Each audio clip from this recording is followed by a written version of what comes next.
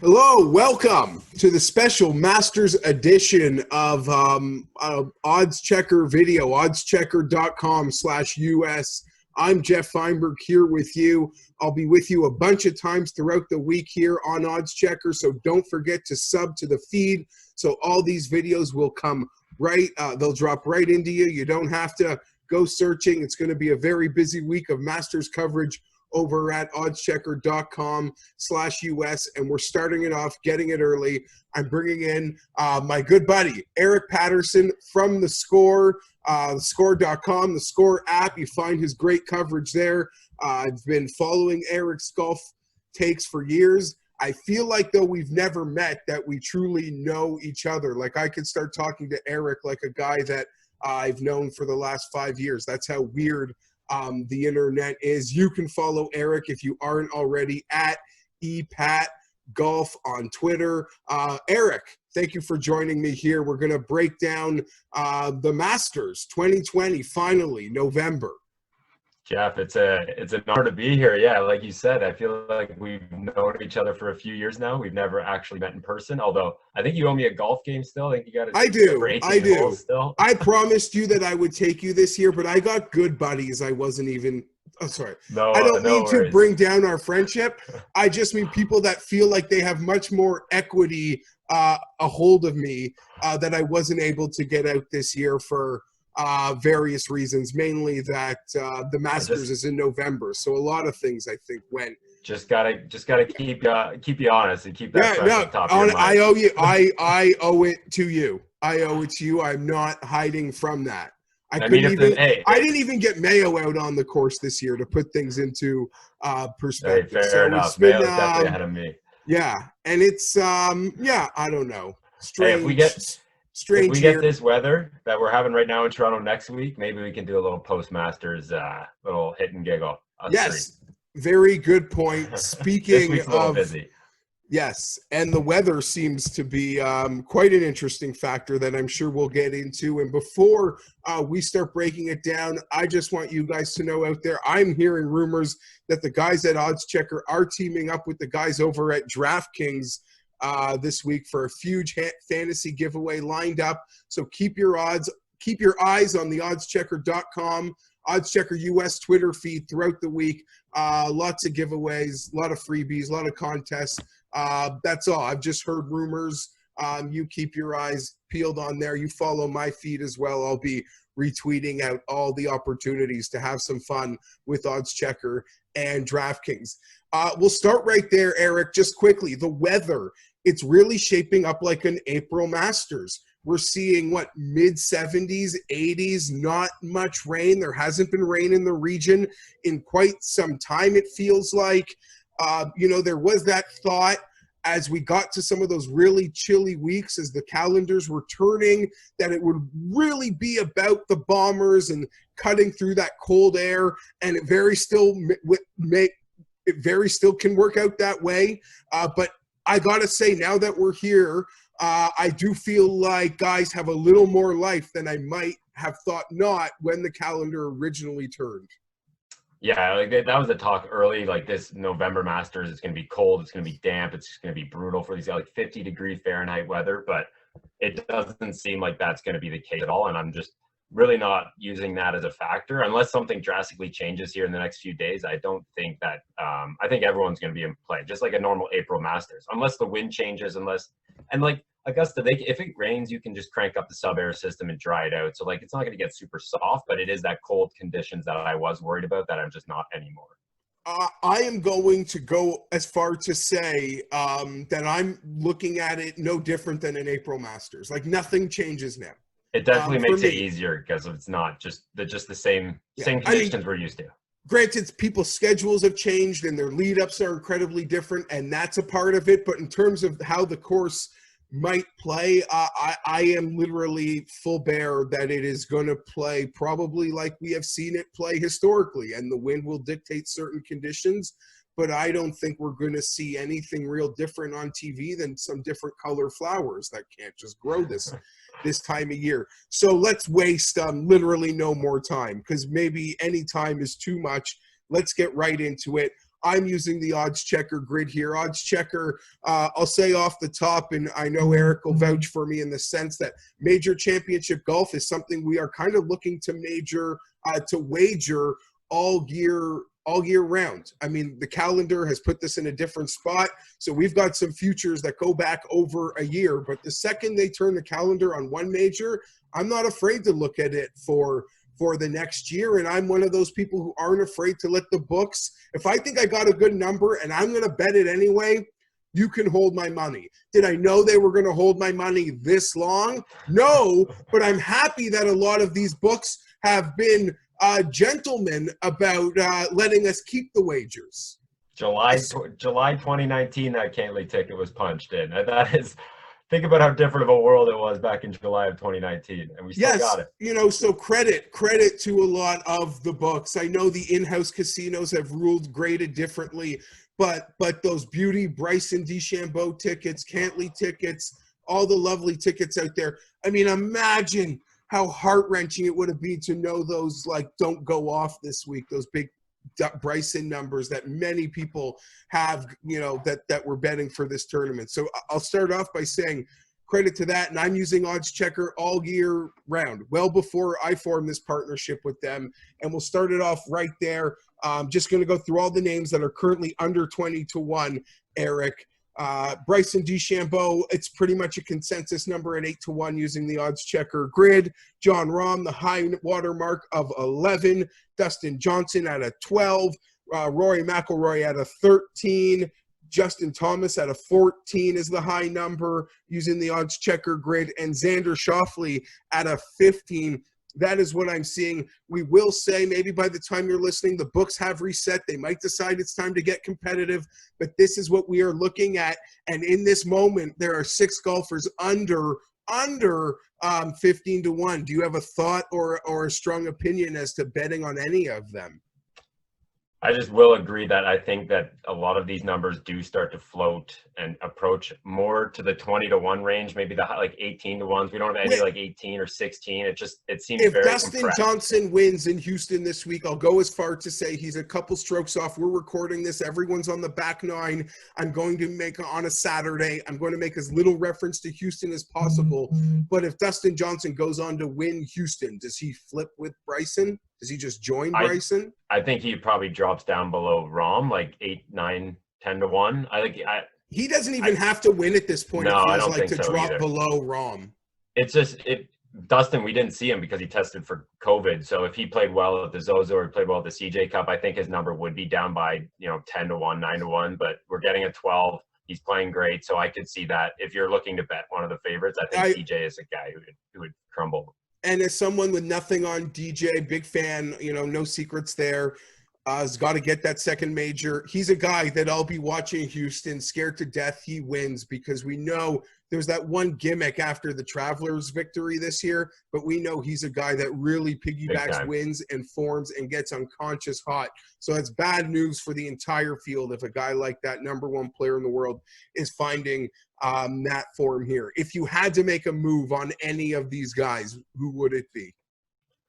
I've already made one selection from this top. I guess you would say it's JT at 14-1. I do think that just based on name, number, I think that is, if you can say it, the best value at the top. I don't see why he's that much further, separated compared to Rahm. Yeah. And if it was reversed, I would say the same thing. Yeah, if JT was 10-9 and Rahm was 14, I don't know if I would think twice about it. So I do think there's some value, as little as it might be. And then just to see Xander also at around 14 and 15, I know you've probably ragged on this a bunch too. I'm a huge Xander fan. I love him, but I just don't think he's getting so much respect right now for someone who hasn't won a major. And who isn't Jon Rahm? Yeah.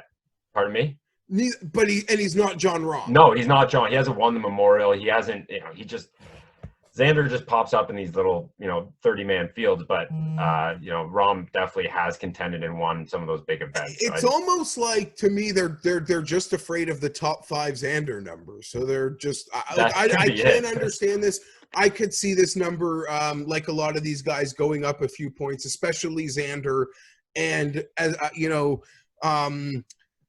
I think by the time we go off, the fact that Brooks Koepka will have played 4 rounds in Houston, you'll probably argue there's a good chance, I'm going to assume he looks progressively a little bit better and healthier in each round, that he probably surpasses Xander by the time people are maybe putting in their bets, to be perfectly honest. Like to your point, I see just checking the board here, I can see Brooks is down to 16 in one spot, 18, and then there's some 22s. So I could see those starting to get a little tighter, and the window might be closing. If he's walking upright and you're a Brooks Koepka guy, that's kind of all you need, right? If he shoots like 66 on Sunday at Houston, I think like that would if he shoots that's all. Yeah, people will rush into the window. Yeah, he could get a little higher. So much, I guess, quickly, I want to leave this territory in a second, other than to say it's an enormous ask of Jon Rahm to be who blindly put a gun to my head. Who's winning? I'm going to tell you, Jon Rahm. Like, that is my just pick one guy. No odds. Odds mean nothing, kind of. Maybe because it's in vogue to pick anyone but Bryson in that sense. I would say Jon Rahm, but it's an incredible ask to ask a guy who has never won a major to now cash his first at will be a 10, 11, 12 to 1 number. Quite the ask. I am with you on Justin Thomas. I have a ticket from our Christmas season preview with Pat that checks in at 20 to 1. So I'll credit the PME for those droppings in there. Listen, Bryson would be a very glorious victory, though. Would you ever consider Bryson at 8 to 1 without your massive? I don't think you can consider any. But no. I'm glad. I would just because there are people in the camp, like Spieth came out and said it. This is Bryson's tournament to lose. So I just want to make sure you're not one of those people who think. No, I don't think so. I don't listen. I bang the drum like that. He was a super elite player getting priced like a very good golfer at the U.S. Open. Right. Now this is just a completely different territory. It's like now you're the 10-point favorite when you won as like not. It's a complete shift. College game days going there, hyping up Bryson. Like, I don't know. I saw the Washington Post wrote a story about Bryson and how like – yeah, he's gonna be the story, Eric. And who won't be the story is probably Rory McIlroy going for that Grand Slam. And he just thought they're a hard guy to back, but pre-COVID, he was probably in that Bryson seat on this odds board. I wish it was more like if you flipped him with Xander or even JT, give me like a 15, 16 on Rory. Obviously, books. I don't. You think could get there. The books, these books, they might. Keep an eye on the OddsChecker grid. These books will get competitive. They want, they want to fight for your money. I think we'll see some improvement almost across the board, outside of a couple guys, as we mentioned. Brooks probably clearly dropping just because he's alive right now. But just back to Rory quickly, like this November Masters, no fans. It might feel a little different for him. Like I don't want to get too deep into his mental state, but. It's not April. It's not the same build-up. It feels like a different time of the year for him to go to a course that he's had success at before, plays very well, and just hasn't been able to cross the finish line. So maybe November is the time for him to do it. I wish there was just a bit bigger of a number for me to like get excited about. Yeah, and I gotta say, I can't really condone the Jon Rahm 11 to 1. I just have this blind faith. I will say, in a critical way of John.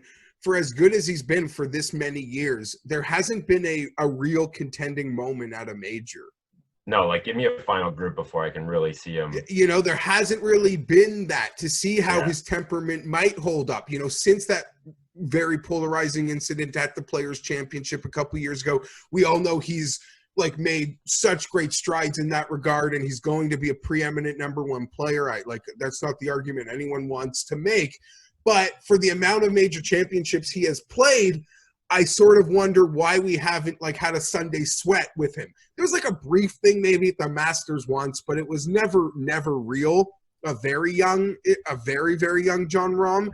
And so, but I don't want to pick on it too hard because before the PGA Championship, it was all about Bryson's never done this in a major. Bryson's never done this in a major. He got there, he sniffed it on the back nine Sunday at Harding Park, and then the next time out he won. But I do believe that is important. You know, like a quarterback, not everyone's Mahomes and Wilson. Sometimes you got to lose the big game before you can win the big game. You have to have the big game taken from you, you know? For Rahm, I think his major win is going to come kind of like how he won the BMW, where it's a slow stock rounds 1 and 2, and maybe his number drifts to 20, 30 to 1, and then you pounce on it, and he goes like crazy low on the weekend. Just for me, that's how, if I'm ever going to cash a Rahm ticket, that's how I envision myself doing it. And same with Xander, same kind of boat there. I'm not going to go to the window at 14 to 1. I'm going to wait for them to drift. Maybe I see something I like on a Friday and attack when it's like 30 to 1, and they're like 5 or 6 shots back. Yeah. So let's sort of we'll clear the 6 golfers under 20 to 1 is quite. Doesn't sound like we're taking any. Maybe JT. Right, remarkable. At least on this current market, yeah, it's hard for me to want to invest in any. And I got to say it, to throw criticism at JT, of those 6 guys, he's probably the worst putter. Yeah, but he can also get extremely hot. The book on when JT putts, JT wins. Yeah, that's like it's literally as simple as that. We sometimes used to say that about Rory back in the day, but no, it's really JT. So now we're gonna cross. We're going to cross a tier, but still a very incredibly winnable tier. This is sort of the tier where major championship winners come from. First-time major championship winners come from. These Masters winners come from this tier, from Sergio to Reed. I'm probably forgetting, I'm sure, Bubba's first run, but nonetheless, we're crossing 20. Brooks at 22. If you still see it and you like him, you should pounce on it because it won't be there after 4 healthy rounds. Patrick Reed, a high water mark at 28 right now. Eric, I think that can get a little higher. I think that can get a little higher, but I am very keen on Reed. I'll talk about him in a second. Cantlay at a 30, I still think can represent some value. Webb Simpson, 33. Bubba, 35. He is, showing form and getting life. Morikawa, 35. Tiger, 35. Finau, 35. Hatton, 35. Hideki, 40. Wolf, 40. Fleetwood, 45. Hovland, 45. Scott, 45. Day, 50. Spieth, 50. That is the cutoff, 50 to 1, using the OddsChecker grid. Those are the numbers that best available numbers available right now using the OddsChecker grid. Anybody there tickle your fancy? I mean, it's tickled my fancy for a while, and we saw him win recently. I do think Cantlay, I wouldn't be going down into the low 20s with him, but if you can catch that 30, I think Patrick Cantlay is it's similar to the Xander. Like they have similar resumes, they possess similar skill sets, but you're getting almost twice the number on them. So for me, Cantlay would be the guy who does seem like one of those, someone who is knocking on the door for his first major victory. He played solid last year, or I guess 2019 at the Masters. So I got a 30, maybe a 28. That is someone that would definitely pique my interest. Yeah, and you never know. Maybe the books want to get competitive, and maybe you could find another one. But I fully would support that Patrick Cantlay week of number, which is sitting at a 30 right now. I'll give you credit for getting me on a 40 in August of 2019. It's just been sitting there. And it kind of got back there near, like 35s as he was struggling. But I will say in the deep winter of in winter, December, like when I was doing a season preview show 13 months ago, he was down to 20, 22. And I was really enjoying the number, but I believe in Cantlay at 30.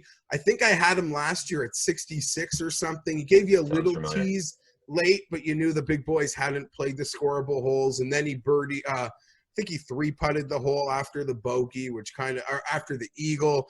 Nonetheless, you said it all. I don't think his equity win equity is any different than Xander's. I hold them in a much more equal class of golfer than I do Xander with those guys that he is priced with. Granted, we all acknowledge Xander's immense amount of like top fives at majors, but he does rack them up. But like, there's something to be said. You got to cross that finish line, and I do like the fact that Cantlay did it recently, and he took down Rahm and JT in the process. Yeah.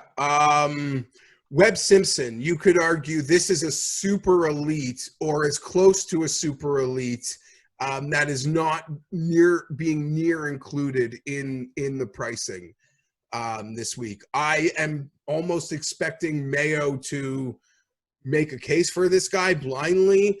And I know people right when he was getting hot or through Christmas and his win at Phoenix were still pulling like 60s and maybe 80s that they're clinging to now. Do you see value here?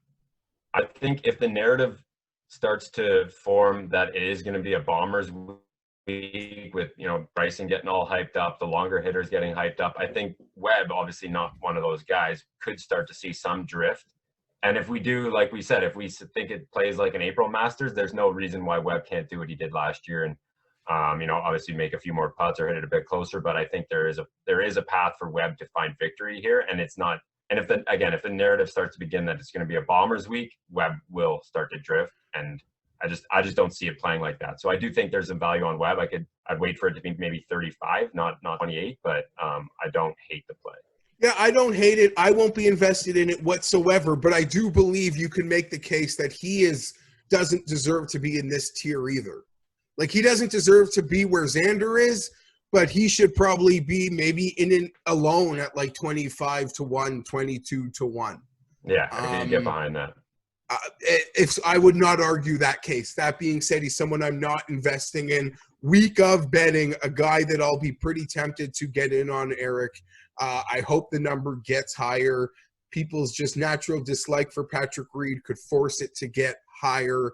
Former Masters champion, really looks in form off the tee, which is always kind of his biggest variable in many ways. I expect him to have a good week, and when the scoring disappears, his scrambling can hold him in it. And if it comes to crunch time, as I've sort of made a comment already, to me, he's got that like Brooks Koepka swagger without the Brooks Koepka ceiling of skill. Yeah. So I always think that he could pull something off. I do like Patrick Reed.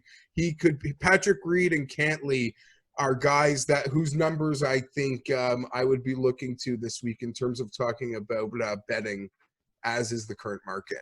One thing on Reed, I noticed at the Zozo, there was a lot of dogleg rights, and Reed was very adamant with hitting cuts, which is something that he typically doesn't do. He had that helicopter finish going, so there was something going on with him prepping for the Masters, and he looked incredible off the tee at that tournament. So, and at the Zozo, I swear to you, it was par 3 scoring that killed him. There were like 2 doubles on par 3s that really destroyed his day. I don't know whether I'm not discounting it, but it was very concentrated on where he was punished. That's something I typically like to look into is like, how did they finish the way they did? Did they make an 8 on a par 4, just like a 1? That's 4 stroke gone right there. Like you said, for Reed, if it was bad, a couple bad par 3s, that result could look a lot better, and his number could be a lot lower. So you got to really dive into like exactly how they did it, not just look at the finishing position. It's such a crowded and popular range. We could spend so much time on everybody. Quickly, you want to spend time on Finau, though. I know that. Yes, quickly though. Bubba's gotten a lot of life. He's happy. He's showing a great greens in regulation, which is a money stat for the Masters. He's popping on those. So is the number too low now based on, who else? Yeah, I think that if I liked it a lot better when it was 50, 60, but at 28 to low 30s, that just seems like something I can't get behind. He almost looks incompetent with the putter at the moment, and I just don't see how that's really going to correct itself at Augusta. Like he looks hesitant on like 5-footers. He's really struggling with the putter, so it's just not for me at 28. I could see him obviously ball striking his way to a top 10, but I don't think the putter's going to get him. get him to And another green jacket. I mean, me personally, I'm completely just red inking Morikawa and Wolf in an outright market. I'm not saying they won't have nice weeks. We've seen debutants T5, T10, very possible.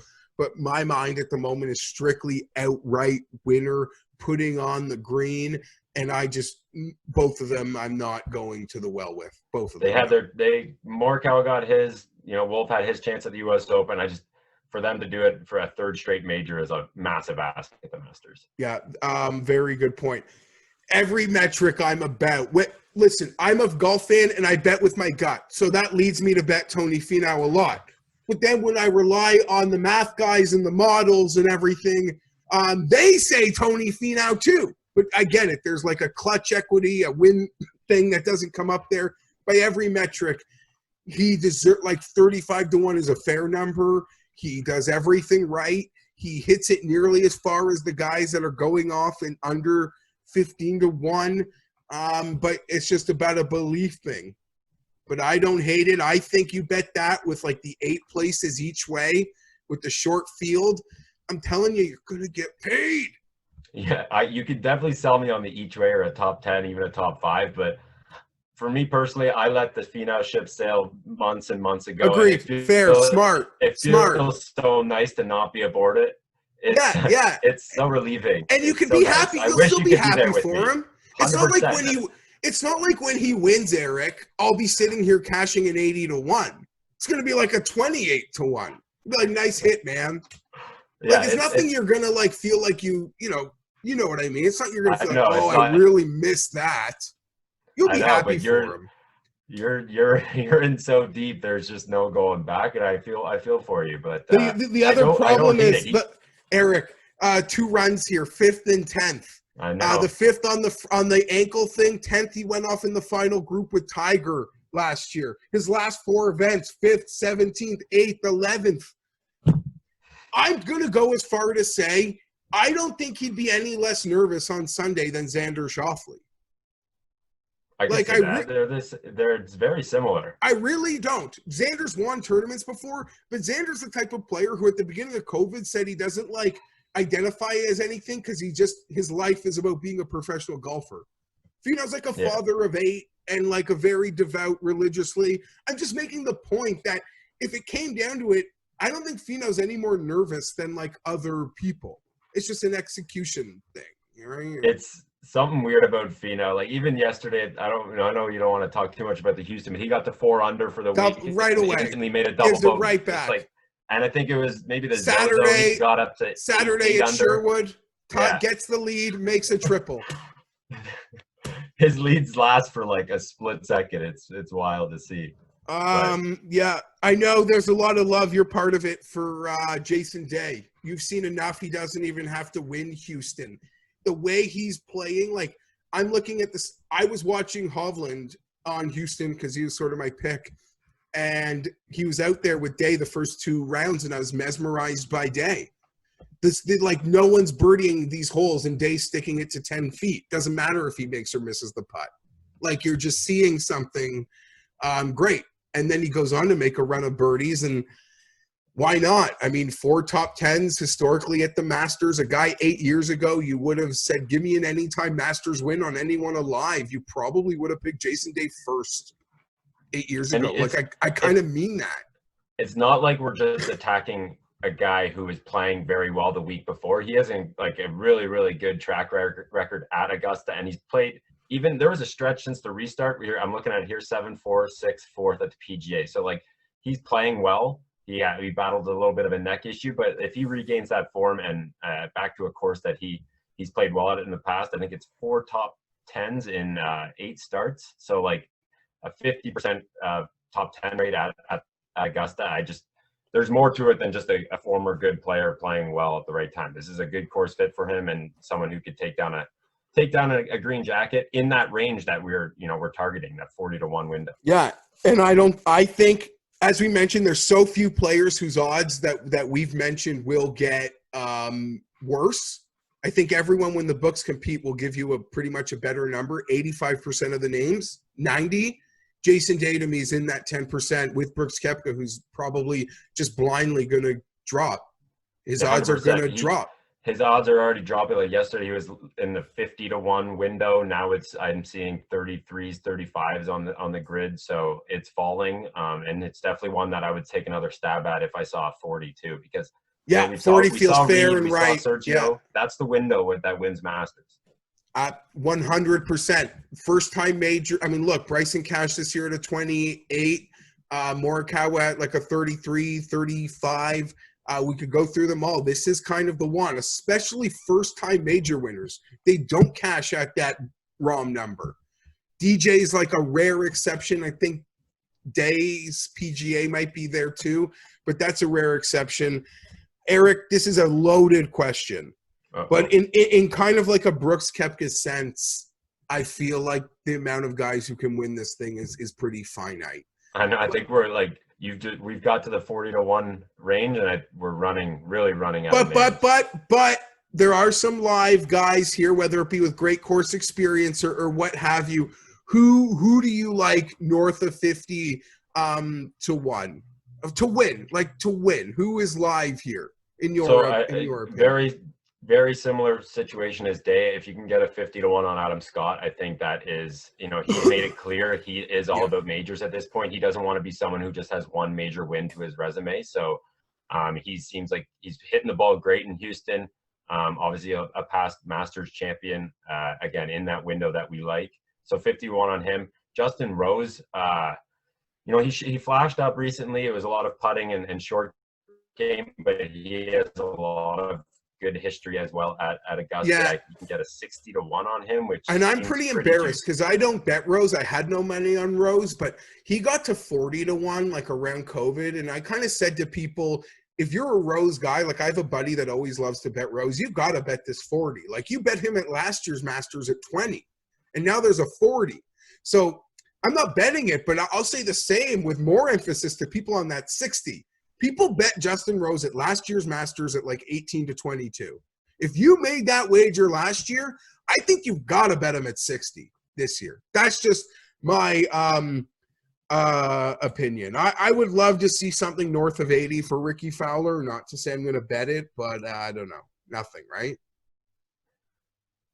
I mean, I wanted to say that his swing, that those tweaks he was making were working, and then the last few events he's looked a little lost. But I mean, he's played well at Augusta numerous times, a bunch of top finishes. 71 is what I'm seeing. I don't think, has he ever been 70-1 at Augusta or even at a major before? Like the U.S. Open was flirting. Okay, so the last with US big Open, numbers. I could see when the books reset, he clears 80. At which point he could have my attention, just because.